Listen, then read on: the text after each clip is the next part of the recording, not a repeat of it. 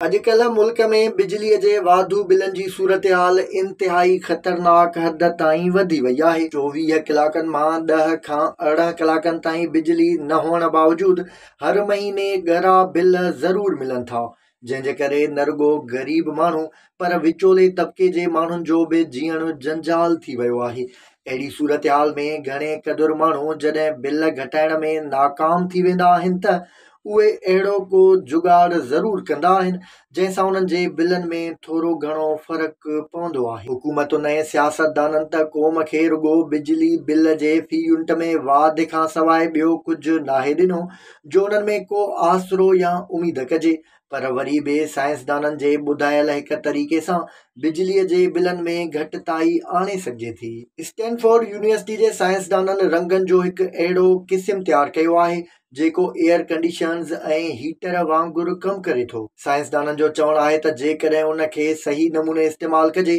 त वॾी हद ताईं बिजलीअ जे बिलनि में घटिताई आणे सघिजे थी, छो त उन रंग में सिज जी रोशनीअ मां ईंदड़ मिड इंफ्रारेड शुआउनि खे 80% रोकण जूं सलाहियतूं आहिनि, जेके मुल्क तोड़े दुनिया में मौजूदु आम रंगनि खां ॾहूण ते वधीक आहिनि। उहे शुआ छितियुनि ऐं भितियुनि ते गर्मीअ तौरु जज़ब थींदा आहिनि। उन करे जेकॾहिं कंहिं बि घर या इमारत जी छित या भित जे ॿाहिरां इहो रंग लॻायो वेंदो त उहे उन्हनि गरम शुआउनि खे घर खां ॿाहिरि ई रखंदा। साइंसदाननि जो चवणु आहे त इहो रंग न रुॻो गर्मियुनि पर हर मौसम में मुख़्तलिफ़ तरीक़नि सां इस्तेमालु करे सघिजे थो,